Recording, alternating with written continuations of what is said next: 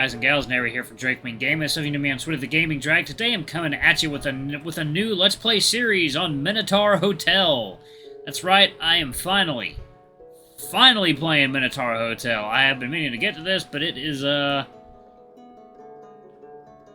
man, I've been like seeing people play this game on YouTube. I've been wondering like, well, what's it like? So we're just gonna go ahead and jump right into it, y'all. All right, alarm chain, you are up, and let's go. Let's do it. Let's play some Minotaur Hotel. Don't say for work most of the censor nudity and skip sex scenes. No, we want the good stuff. I can censor all that stuff myself. All right. Across the sea, you shall find the island of Crete, from which the tyrant Minos demanded tribute in the form of Athens' finest youth. Upon arrival, they were sent to a foul location, erected by Daedalus, the great architect. 'Twas a labyrinth in which lived the bull of Minos. The hybrid was conceived when the tyrant's wife, a once sacred nymph, was stricken by a lustful curse, making her take the bull's lurch. The result was the monster called Asterion, half bull, half man. Having no place in nature, he took to consuming human flesh. He lived in the labyrinth, feeding off of Athenians, but among the sacrifices came a distinguished hero, Theseus, future king. The bright-eyed Athenian captivated the passions of Princess Ariadne, who revealed the secret to defeating the Minotaur. Later, the victorious prince's bronze sword showed splendidly under the sun as he and the princess sailed away from Crete to Naxos. Prologue. The Deed. You don't remember much about that night. Your travels had taken you far from home. You were halfway dead after all the nights, tossing and turning under unfamiliar ceilings. It was 3 a.m. and it felt like as if you hadn't slept in a proper bed for at least 2 nights. You were pulling all the spirits you had left to keep you going, grinding your mind to dust. But it would soon be over. You were so close to home. Just one more bus ride, one long enough for a good night's sleep. Until then, however, you had to keep yourself awake. You got up and set out to explore the station. The whole place was a sorry sight. It didn't have much, and what little it did was poorly maintained. The bathroom was an atrocious mess.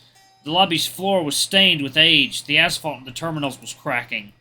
Even so, it had been built to last, decorated with brutal obsidian pillars cut right out of the earth itself, and marble tiles polished into labyrinthine patterns.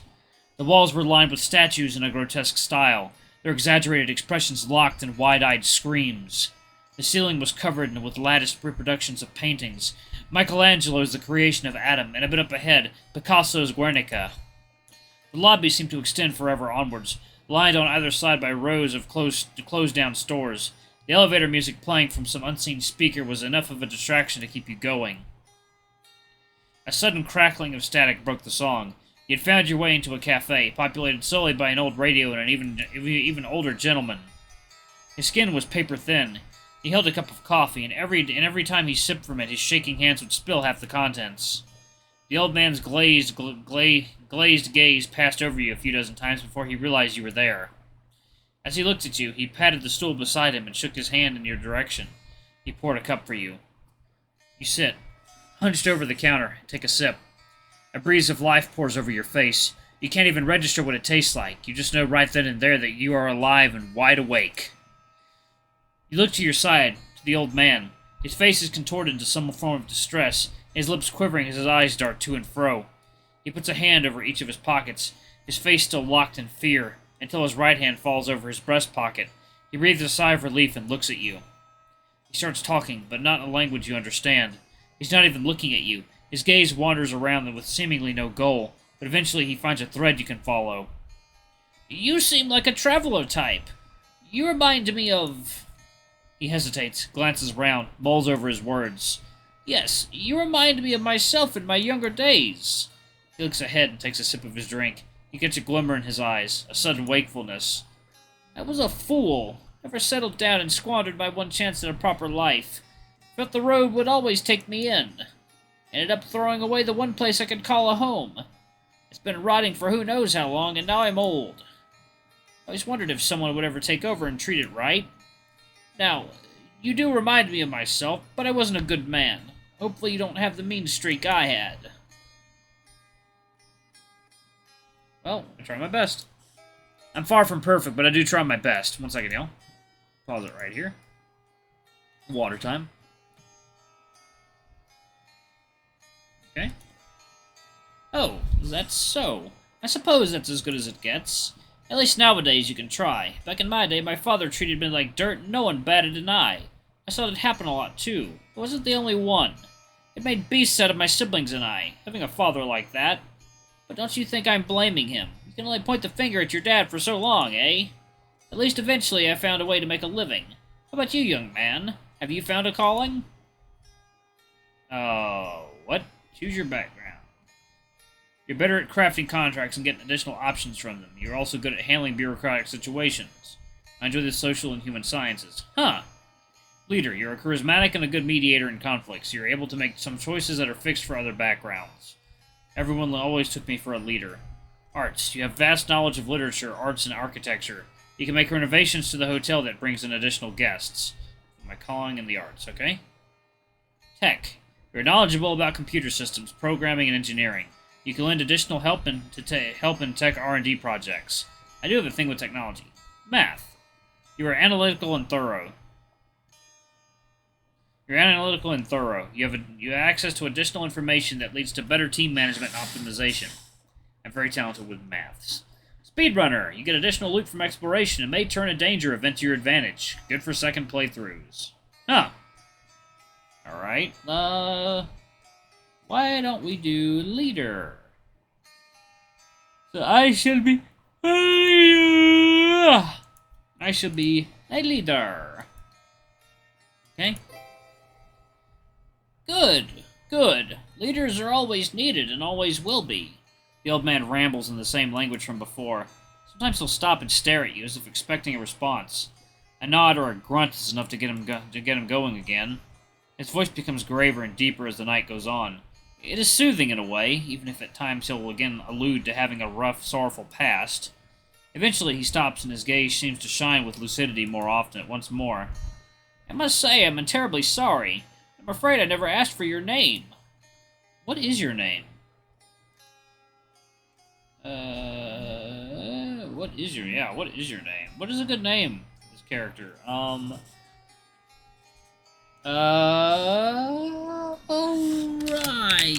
There we go. Glad to meet you, Ryan. The old man's eyes become glazed again and his hand starts shaking. Coffee spills everywhere, but it's gone cold already. You seem like a well-traveled man. Ah, traveling when I was young was so difficult. Now you can be on the other side of the globe in a day or two. Oh, how the world has changed. There was this one time I talked with my brother about this topic. Back home, there was this vineyard where we spent so many summers, eating and drinking. I remember it so well. It's like a moving picture. And you know what he told me? That when we were young, there was much wonder and magic around us.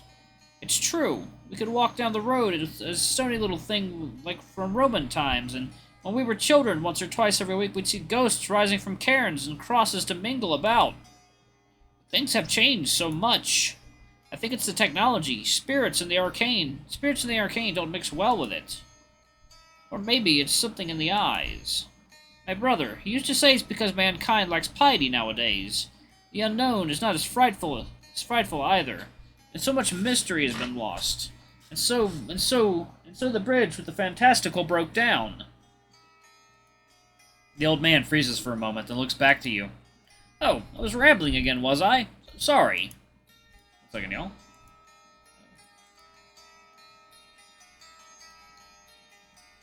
Don't worry about it. That's just interesting to hear.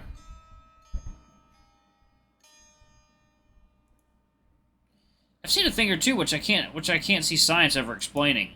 The world is a more mysterious place than we'd like to think. Perhaps fantastical things aren't as common, but they manage to slip by the cracks every once in a while. Anyone who travels as much as I did will eventually stumble on something of this sort. Or perhaps the supernatural is still out there, speaking in whispers instead of speaking plainly. Whispers. You're quite a sensitive young man. There's humility in sensing how much there is out there, yet to be learned. Perhaps, yes. You seem to be good. You seem good. Special. Perhaps you will do. Here, I'd like you to have this. I'm sure you'll take better care of it than I did. The old man takes an old piece of paper from his breast pocket and extends it to you.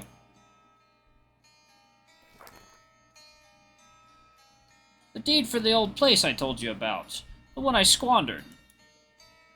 I'm old, tired. I'd like someone to have it. I've been looking for an heir for a while now. I don't quite feel like I have any more time to waste. Just take it. It's yours. A grandiose place. A hotel. Time's taken a toll, but you will love it. Just please take care of it. Be good. Give him a purpose. You raise an eyebrow at him. This old man tried to give you a hotel just like that? Now who would do that? His wandering gaze betrays his senility. At times he seems outright confused, as if he doesn't know how he got there in the first place. You can't take it. It wouldn't be right to take advantage of someone like him. That's assuming that piece of paper is a deed. It might just be a used napkin with a nice seal. The old man's gaze wanders around. With his hand still extended, he squints his eyes at you and looks down at the paper. He struggles to put his thoughts together. For a brief moment, his expression goes firm and lucid. You must think I'm crazy, but please understand, this is my last chance to do it right. Just take the deed.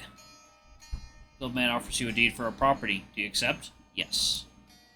You give in to the old man's pleas. You're just accepting a piece of paper. After all, it's probably nothing. If it indeed is something important, you can try returning it. You obtain the old deed. To check your items and open the menu. Open the menu and go to collections. You open the menu and go to the items screen. Oh. An old deed. The wax seal is recent, okay? Interesting. Okay. This old piece of parchment looks unimaginably ancient. Older than you, that's for sure. But the wax on it seems reasonably new, perhaps even fresh. You break open the seal and examine the paper's contents. It's gibberish, written in an alphabet you've never seen before. Well, it seemed like this was all for nothing. You stick the deed in your jacket's pocket. You look back up to the old man. The corners of his mouth wrinkle, and he shakes ever so slightly. But his joy is short-lived. His gaze wanders once again. When his focus returns to you, he furrows his brow, taking in each of your features one at a time. The old man mumbles something to himself, takes a sip of his coffee, and smiles. You are a very kind young man, Ryan. He does remember your name, at least. You check your wristwatch, and the numbers, too, have turned into gibberish. You take it you spent too long here. You collect your luggage, say your farewell to the old man, and thank him for the wonderful coffee. He suddenly bows to you. No, Ryan, it is I who ought to be grateful. It was a pleasure dealing with you. 1 second, Neil. You leave the cafe and make your way to the bus terminal. The station is deserted save for a single man smoking a cigarette outside the cafe. You greet him with a nod, and he responds in kind. Aside from the old man, he's the only person you find. But maybe that ought to be expected at this time of night. You make your way through the empty station. There's no one to greet you at the boarding platform. But the bus is so dark, you can barely make out the driver's silhouette. As soon as you sit down and recline to try to process the night's events, but your thoughts skitter away. It's so hard to say for sure exactly how long you've been traveling. All the airports, truck stops, train stations, and ports mixed together. The restlessness of unending travel is the only constant. It doesn't take long for you to give up. A merciful warmth seeps from your chest as you fall asleep. Chapter 1. The Hotel. Alright. A few days later. Oh look, it's Echo. The horizon sprawls across the stained windshield. The radio's tune is disintegrated into static. The AC can't keep up with the sun's heat on the car's roof. The desert stretches on the entire horizon instead, a wasteland of flat, yellowed plains. To the right, about 100 meters from the road, the dusty soil gives way to a sharp cliff. A valley peeks out beneath it, stretching out to the blue horizon. You check the deed again. You couldn't read it at first. Maybe you were too tired. But now the once gibberish characters make some sense to your brain. Did I pause it? I think I did. Anyway. Just to be sure. Okay. It's like reading a language that had branched off from your native tongue a few centuries prior. It's just alien enough to be unrecognizable at first. However, when you squint hard enough to find that the characters remind you of your alphabet, and then the word's meaning pops up in your head, up in your mind. It's unsettling in a way. It feels as if your brain is shifting from inside out the more you look at it, the more you look into it. But try as you might, it's hard to even acknowledge this discomfort. It melts away in the blink of an eye. You squint at the deed. Just an hour or so ago, you had checked it and realized how close you were to the address. And so you got into your car and set out, with a newfound curiosity and a nagging anxiety fighting it out inside your chest. Maybe the old man really had given you something of value after all, not a worthless scrap paper. Could it really be? You got a deed for a hotel from a senile man in a cafe? Sure, not many would complain about getting something for free like that, but at the same time, most would argue it feels wrong. The hotel should be just farther ahead. You turn on the engine and set off again. It pops up on the horizon just 5 minutes later. A while later, you pull into its gravel parking lot. That is indeed a hotel. It's like looking back in time at what must have been one of the greater hotels of the 30s and 40s. It's built entirely out of marble in an Art Deco style. It's majestic, grandiose even, but utterly ruined by age and made eerie by its surroundings. Who thought building such an incredible place in a desert would be a good idea? Look to the infinite horizon behind you. There's nothing aside from the hotel. No plants of any kind, no cacti, brush, or even dead trees. Only a hotel in the middle of a desert, built on top of the cliff's wall. No animals either. The sky is blue, without a cloud or bird of prey in the sight. The ground beneath you has no bugs, not even a scorpion or spider. There are no other cars on the road either. You look back to your car's panel. The odometer indicates you've only driven about 4 miles. Your car's hood is cool to the touch, as if it had been off for hours. You look back to the hotel as you think about all those details. Something catches your eye, however. A porch overlooking the valley beneath the hotel. Alright, y'all, I'm going to go ahead and pause it right there. Thank you all so much for watching. Don't forget to tune in next time. I love you all. I'll see you next time. Bye-bye!